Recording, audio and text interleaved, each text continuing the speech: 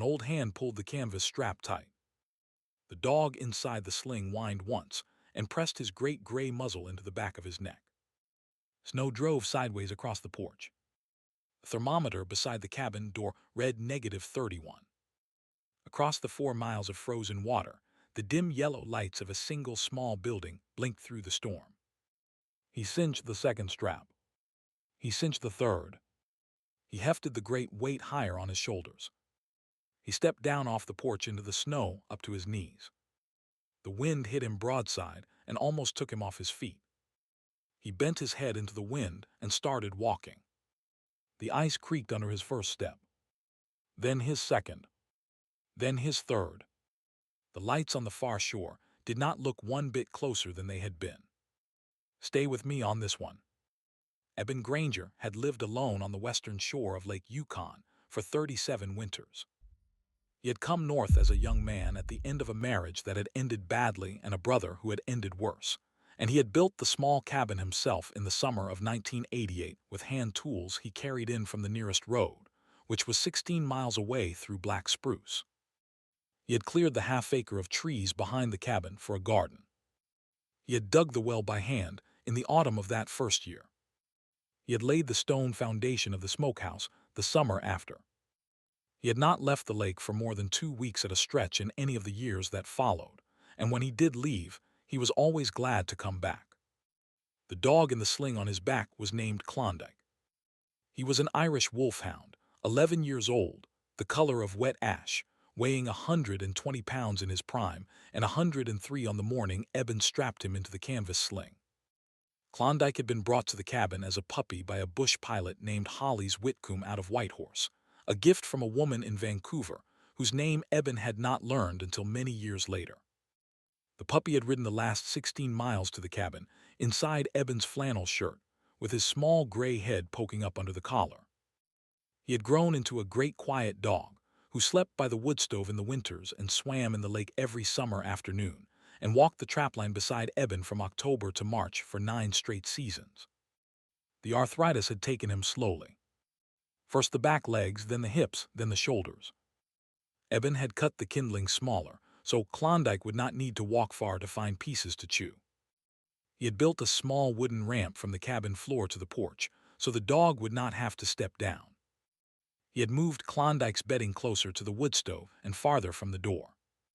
He had ordered, twice a year, the small bottles of medicine that came in by mail plane out of Whitehorse to the trading post at McQueston Crossing on the eastern shore. He had paid for the medicine in cash and walked the long miles around the lake to fetch it himself. He had also, in the past 2 winters, begun talking to the dog out loud the way a man talks to a person. He had not noticed when it started. He had simply realized, one cold evening in January, that he had been reading aloud from a paperback novel about a whaling ship for the better part of 2 hours, and that Klondike had been listening with his great gray head tilted slightly to one side the whole time. After that, he had stopped pretending. He read aloud every evening. He talked through his day at the kitchen table over breakfast. He told the dog about his dreams when he woke from them in the night. He had spent so many years on the lake alone that he had nearly forgotten the shape of his own voice, and Klondike, in his quiet, faithful way, had given it back to him. The 2 bottles of medicine that had come in on the November mail plane had run out on the 11th of February. Eben had stretched them as long as he dared, cutting the doses in half for the last 6 days. By the morning of the 17th, there was nothing left in the bottle but the dry residue at the bottom and the smell of the cork. Klondike had not been able to lift his head from the bedding for 2 days. His breathing had grown shallow and rough. He had drunk no water since the night before. Eben had sat on the floor beside him at midnight with his hand on the dog's chest and felt the heartbeat skip once, then twice, then settle back into rhythm, and he had known then that the choice had been made for him. He could carry the dog across the ice, or he could sit beside the bedding and watch him die. There was no third thing. By February of that winter, Klondike could no longer stand on his own. He could lift his head. He could eat from a bowl held close to his muzzle. He could press his cold nose against Eben's wrist when Eben sat beside the bedding and read aloud from the old paperbacks in the wooden crate by the stove. But he could not rise. He could not walk to the door to do his business. He could not walk to his water bowl. Eben had carried him outside in his arms 3 times a day for 2 weeks, the great long gray body draped across his chest like a child. And at night the old man had slept on a folded blanket on the cabin floor beside the dog, so he would not have to climb in and out of the bed every 2 hours. The veterinarian at McQueston Crossing was a woman named Dr. Mara Lindqvist. She was the only veterinarian in 200 miles. She had been at the crossing for 11 years, had inherited the small clinic from her father, ran it out of the back of the general store with a generator and a kerosene heater, and a wooden examining table her grandfather had built. On a clear day in summer, it took Eben 6 hours by canoe to reach her. In autumn, it took 2 days on foot around the southern bay. In winter, with the lake frozen solid enough to walk on, it was 4 miles straight across. The lake had frozen on the 11th of December that year. By the 3rd week of February, the ice was, in most places, 3 feet thick. In most places, the wind that blew down the long valley from the north every January and February kept certain patches of the lake scoured clean of snow, and the cold worked these bare patches harder than it worked the snow-covered stretches, and the result was a strange, uneven topography of ice across the surface, with some places solid as bedrock and other places, especially over the deep channels and over the warm springs that fed into the lake from the western shore. No thicker than the window pane of the cabin behind him. Eben knew this. He had walked the lake every February for 37 winters. He knew exactly where the warm springs ran, and exactly where the channels deepened, and exactly which long bare patches of black ice could not be trusted under the weight of a man. He had walked the route to McQueston Crossing dozens of times, in good weather and in bad.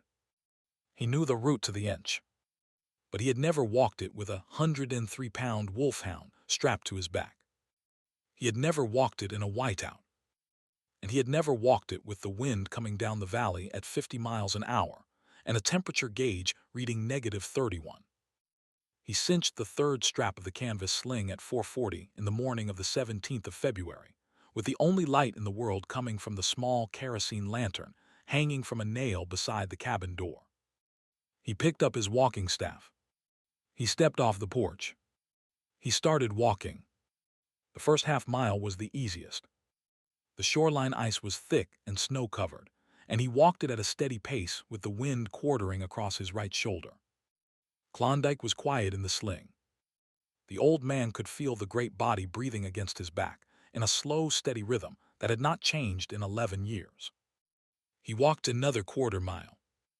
The shoreline curved away behind him, and he was out on the open lake now, with the lights of McQueston Crossing somewhere ahead in the blowing white, and the lights of his own cabin somewhere behind in the same blowing white.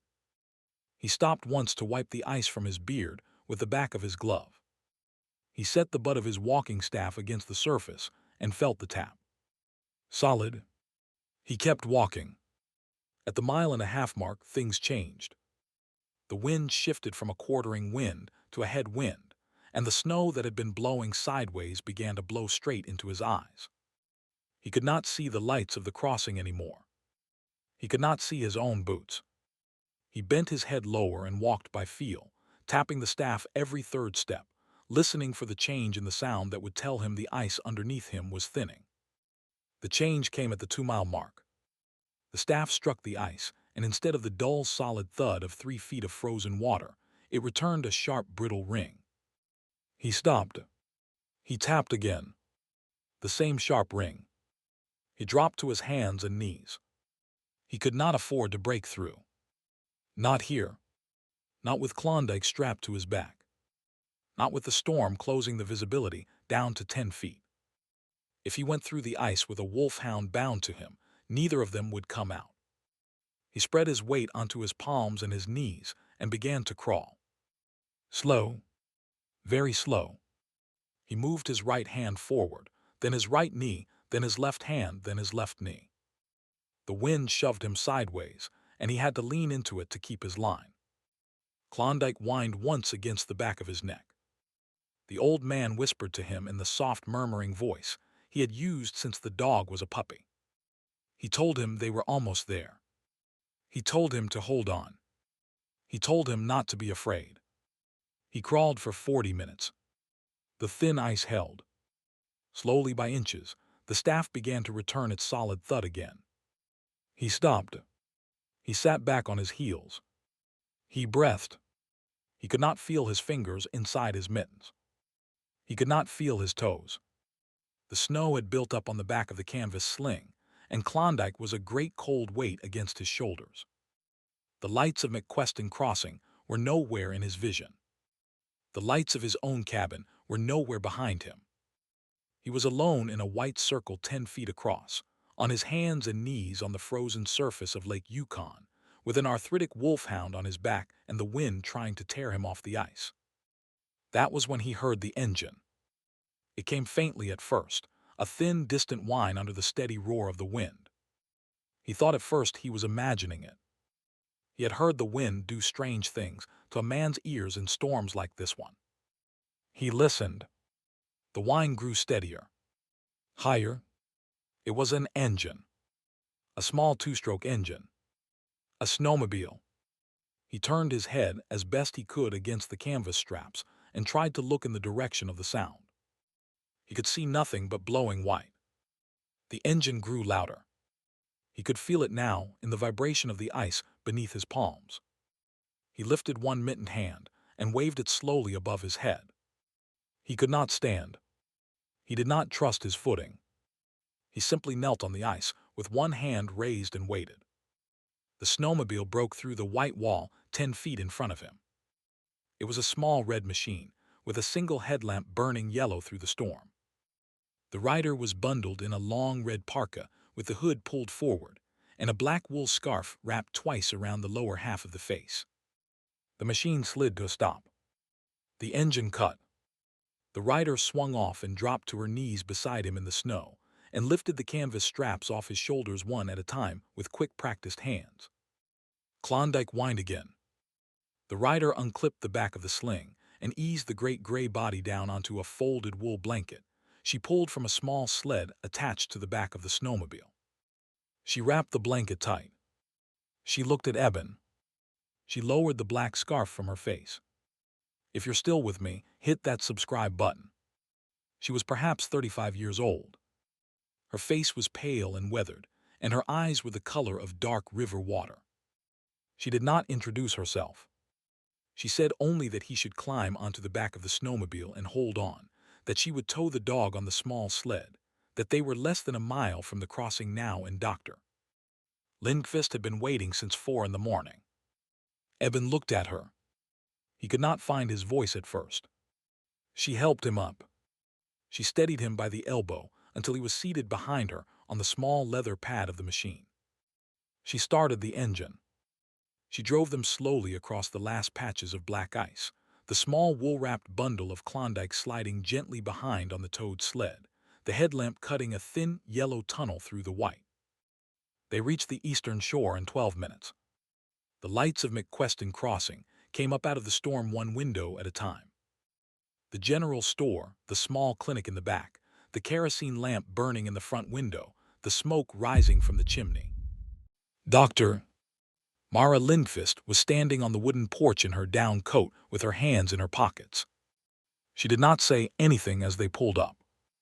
She and the woman in the red parka lifted Klondike off the small sled together and carried him through the front door and around the long counter of the general store and into the back room where the wooden examining table waited under a single bright bulb.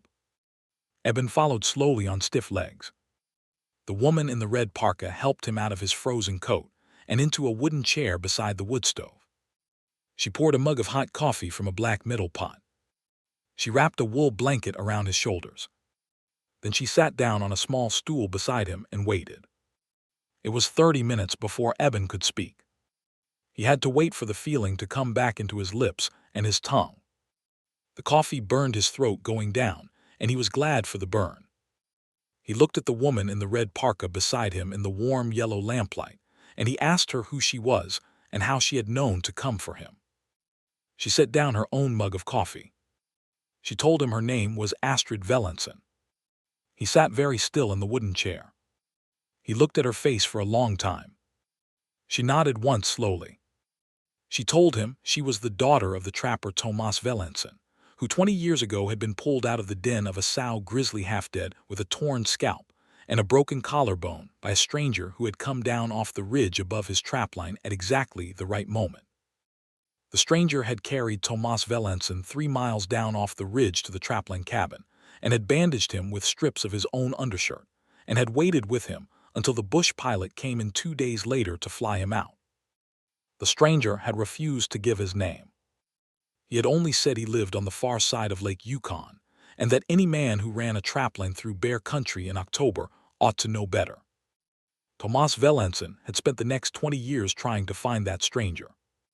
He had asked every trapper he met, every bush pilot, every man at every trading post within 500 miles. He had carried a small folded piece of paper in his wallet with a description of the stranger written on it in his own slow hand. He had never found him. He had told the story to his daughter Astrid 100 times. He had taught her, since she was a small girl, to listen to the radio every morning during the winter months. He had told her that one day the call would come, that the man on the far side of the lake would need help, and that when the call came she was to go. The call had come at 3:45 that morning over the small ham radio in the kitchen of the Velenson cabin, 12 miles south of McQuestion Crossing. Eben had not called for help. He had called Dr. Lindqvist to tell her he was on his way across the ice. He had not asked her to send anyone. He had not even known there was anyone to send. Dr. Lindqvist had hung up the radio and immediately turned the dial to the trapper's frequency and put out a call. Astrid had answered within 2 minutes. She had been awake for an hour already. She had been ready, she said, since she was 11 years old. Eben Granger sat in the wooden chair by the wood stove with his hands wrapped around the warm mug of coffee, and he could not speak for a long time. He had not known, when he carried Tomas Velenson down off the ridge in October of 1995, that he had been carrying him for any reason other than the obvious one. He had not done it expecting a debt to be repaid. He had not done it for anything at all. He had simply done it because the man was bleeding in the snow and there was no one else to do it. He had walked away that afternoon, and he had not thought about Tomas Velenson again for 20 years. He thought about him now. He thought about the slow, lonely odds of one stranger appearing out of a whiteout at exactly the moment a man and his dog were going to die on the ice. He set the coffee down. He pressed his hand against his eyes. Astrid Velenson laid her own hand gently on his shoulder. She did not speak. She let him sit with it. Dr. Lindqvist worked on Klondike for 90 minutes in the back room. She drained the fluid that had built up in his chest cavity. She gave him a long, careful injection of the anti-inflammatory medicine Eben had not been able to obtain since November. She warmed his body slowly with a heating pad and a series of carefully folded wool blankets. She fed him by hand from a small spoon of warm broth. She came out at 8 in the morning with her sleeves rolled up to her elbows and a soft gray patch of Wolfhound fur on the front of her white coat, and she told Eben that Klondike would live, that the medicine she had just given him would buy him at least another 9 months, that with the right care and the right warmth and the right food he might see one more spring on Lake Yukon, and possibly 2. Eben Granger lowered his face into his palms and wept for the first time in 21 years. He stayed at McQuestion Crossing for 3 days. Dr.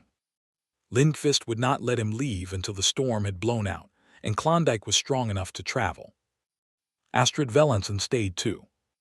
She slept on the small cot in the back room beside the Wolfhound and brought him broth every 2 hours and brushed the snow-matted fur out of his coat with a small wire brush.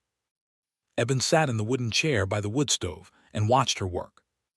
He thought of his own daughter, whom he had not seen in 37 years, who had been 3 years old when his marriage ended, and who lived now in a city he had never visited and worked in an office he could not picture.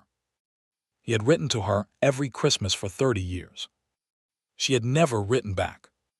He had stopped writing 6 years ago. He thought, watching Astrid Velenson brush the snow out of his dog's coat in the warm yellow lamplight, that perhaps the next Christmas he would write again. On the second evening, Dr. Lindqvist made stew on the small wood stove in the back of the clinic, and the three of them ate together at a folding table beside the wooden examining bench, where Klondike lay sleeping under his blankets. Dr. Lindqvist talked about her father, who had founded the Crossing Clinic in 1962 and had treated dogs and horses and the occasional moose calf for nearly 40 years before he died of a heart attack at his desk in 1999. She had taken over the practice at 26. She had thought she would only stay a year or two until she could find someone to replace her. She had been at the Crossing for 11 years now, and she no longer thought about leaving. Astrid told the story of the first time her father had taught her to drive a snowmobile, at the age of 9, on a frozen pond behind their cabin in a snowstorm that turned out to be the leading edge of a 4-day whiteout. Thomas Velanson had handed her the throttle and said, in his slow, careful, Swedish-accented English, that the lake would teach her more in 1 hour than he could teach her in a year. Eben listened to both stories without speaking. He felt the slow, warm pull of the wood stove against his cold-bitten cheeks, and the slow, steady weight of an entire other life unfolding around him that he had not asked for and had not, until that night, known he wanted. On the third morning, he made his first phone call in over a year. He used the heavy black rotary phone in the front of the general store. He called the operator and asked for the long-distance line to a city in Oregon. He gave his daughter's number from memory. The phone rang 7 times. A woman answered. Her voice was older than he had imagined. He told her who he was. He told her where he was calling from. He told her that his dog had nearly died on the ice the day before, and a stranger had saved him, and that the strangeness of the saving had made him want to hear her voice. There was a long silence on the line. Then his daughter, who he had not heard speak since she was 3 years old, said one word. She said, "Dad." She said it again. They talked for 40 minutes. Dr. Lindqvist quietly closed the curtain between the front of the store and the back room to give him privacy. When he hung up the phone, Eben Granger stood for a long time at the counter with his hand still on the receiver and did not move. Then he walked back to the wood stove and sat down and drank a long, careful swallow of cold coffee and looked at his dog, asleep on the wooden bench under the wool blankets, and thought that a man could live alone on a frozen lake for 37 winters and still, somehow, be wrong about almost everything. On the 4th morning the sky cleared. The wind died down to a steady 10 miles an hour out of the west. The temperature climbed to a relatively warm -18. Astrid loaded Klondike into the small wooden sled behind her snowmobile and wrapped him carefully in the wool blankets. She bundled Eben behind her on the leather pad. She drove them across the 4 miles of ice in 20 minutes. The sun was coming up over the eastern ridge as they pulled up to Eben's cabin. The light on the snow was the color of pale honey. She helped him carry Klondike up the wooden ramp and into the cabin, and laid him gently on his bedding beside the wood stove.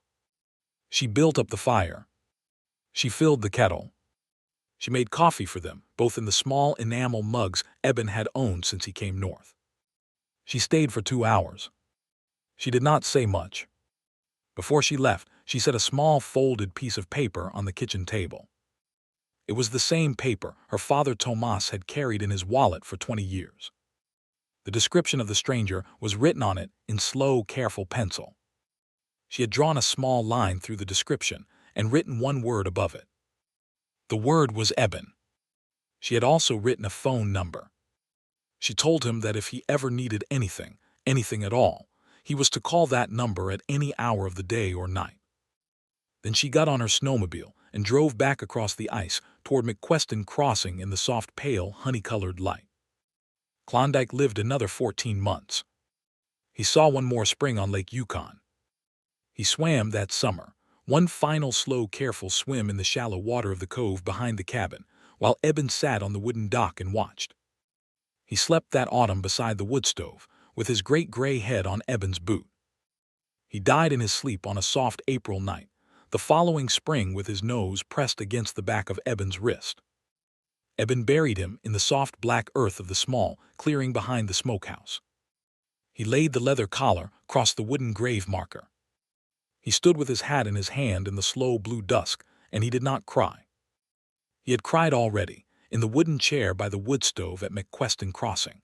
On the morning a stranger he had carried 20 years ago had sent her grown daughter across 4 miles of frozen lake to save the life of a dog. He had cried his lifetime's worth of tears that morning. He had nothing left to cry now. He had only gratitude. He called the phone number on the folded piece of paper for the first time the following week. He told Astrid Vellinson that Klondike had passed. She drove out the next morning. She brought a small cast-iron pot of stew her own mother had made, and a bottle of dark whiskey her father had distilled the autumn before. They sat at the kitchen table together for the whole long afternoon, the daughter of the man he had saved, and the man who had saved him, and they talked of small things and large things, and of all the slow, strange odds that bring strangers together in the cold places of the world. At sunset Astrid hugged him at the door. She drove back across the ice in the falling blue dusk. Eben stood on the porch and watched her taillights grow small and finally disappear around the southern point. Then he went inside, built up the fire, and sat for a long time in his chair beside the empty bedding that had once held a great gray wolfhound named Klondike. His daughter Marisol flew up from Oregon that June. He met her plane at the small airstrip outside Whitehorse and drove her back to the lake in the old pickup truck. She was 40 years old, dark-haired like her mother, with the same slow, careful way of looking at a thing before she spoke of it. She stayed at the cabin for 10 days. She walked the half-acre garden with him in the long northern evenings. She fished with him from the small wooden dock at the foot of the cove. She read aloud to him in the evenings from the same paperback novels he had once read aloud to Klondike beside the wood stove. Before she left, she sat with him on the porch and asked, in her quiet, careful voice, if he would consider coming down to Oregon for Christmas. He told her yes. He had not been south of the 60th parallel in 37 years. He told her yes anyway. He smiled. He was not alone in the world. He had not been alone in the world for a long time. He had simply not known it.